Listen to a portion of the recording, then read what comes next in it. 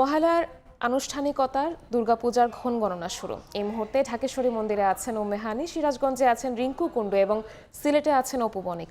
সরাসরি প্রথমে যাচ্ছি হানির কাছে। হানি,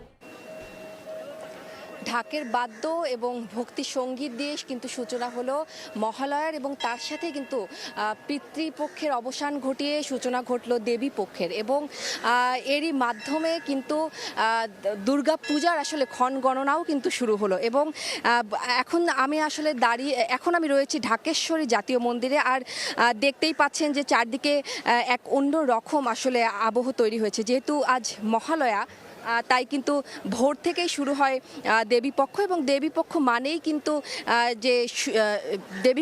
মানেই কিন্তু শুভ শক্তির আগমন এবং অশুভ শক্তির বিনাশের বার্তা। এবং মহালয়ার এই সুপ্রভাতে আসলে মন্দিরের প্রাঙ্গণে কিন্তু এখনও ভক্তদের ভিড় জমে রয়েছে। একটু আগেই কিন্তু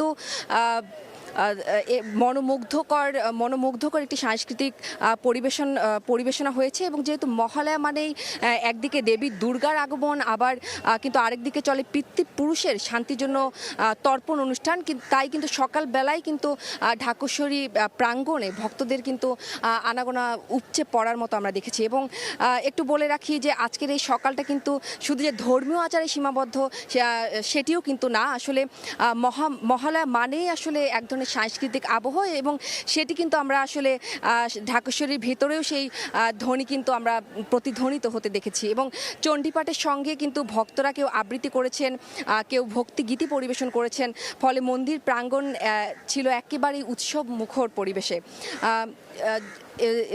এবং এই যে আগামী 28শে সেপ্টেম্বর কিন্তু ষষ্ঠী পূজার মাধ্যমে দুর্গাপূজার আনুষ্ঠানিক অনুষ্ঠান শুরু হবে। এবং আজকে কিন্তু এই মহালয়ার দিনেই কিন্তু দেবীপক্ষের সূচনা ঘটলো। এই মুহূর্তে সিরাজগঞ্জে রয়েছেন আমাদের আরেকজন সহকর্মী রিঙ্কু কুণ্ডু, তিনি জানাবেন সেখানকার মহালয়া সর্বশেষ।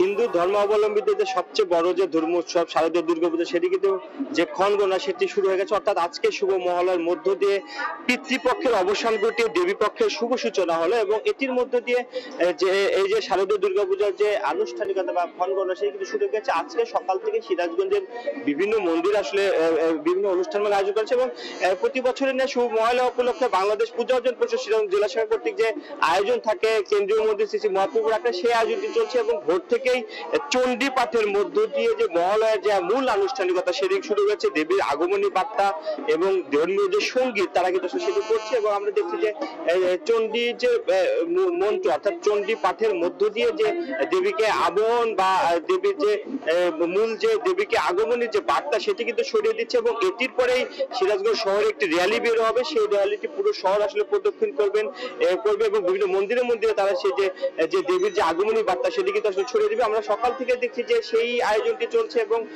যে গীতা পাঠক রয়েছে তিনি আসলে চণ্ডী পাঠ করছে। এছাড়া যে রিয়ালিটি বের হবে সেটির মধ্যে দিয়ে আসলে যে সকালে আলোচনা শেষ হবে। এরপরে আমরা জানি যে সন্ধ্যায় সিরাজগঞ্জের কেন্দ্রীয় মন্দিরে মহিষাসুর মূর্তিতে একটি শুভ মহালয়া উপলক্ষে গীতিনাট্য আসলে রয়েছে, সেটিও যে এই যে ধর্মীয় যে অর্থাৎ মহালয়ার যে অনুষ্ঠান সেটির মধ্যে রয়েছে। এবং দিনব্যাপী নানা আয়োজন তারা আসলে পূজা পরিষদের পক্ষ থেকে আসলে আয়োজন করছে। আমরা জানি যে সিরাজগঞ্জ জেলায় এবার মোট 514টি পূজা মণ্ডপ শারদীয় দুর্গা পূজা হবে, এবং সকল প্রস্তুতি কিন্তু আসলে শেষ হয়েছে। আমরা যদি দেখছি যে চণ্ডী পাঠের যে আয়োজন সেটি কিন্তু আসলে চলছে, এবং যে ধর্মীয় গীতি বা যে শুভ মহালয়ার যে আনুষ্ঠানিকতা অর্থাৎ তারা যেটি বলছে, অর্থাৎ এখানে যারা রয়েছে তারা যেটি বলছে যে আজকে যে পিতৃপক্ষের অবসান করে দেবীপক্ষের শুভ সূচনা হচ্ছে, এবং এটির মধ্য দিয়ে আসলে যে ক্ষণ গণনা অর্থাৎ মায়ের আগমনের যে ক্ষণ গণনা সেটি কিন্তু চলছে, এবং আমরা সেটি আসলে দেখছি। এবং এছাড়া আসলে যে সিরাজগঞ্জের বিভিন্ন মন্দিরে এই যে সকল মন্দিরে দুর্গাপূজা অনুষ্ঠিত হয়েছে সে সকল মন্দিরে আসলে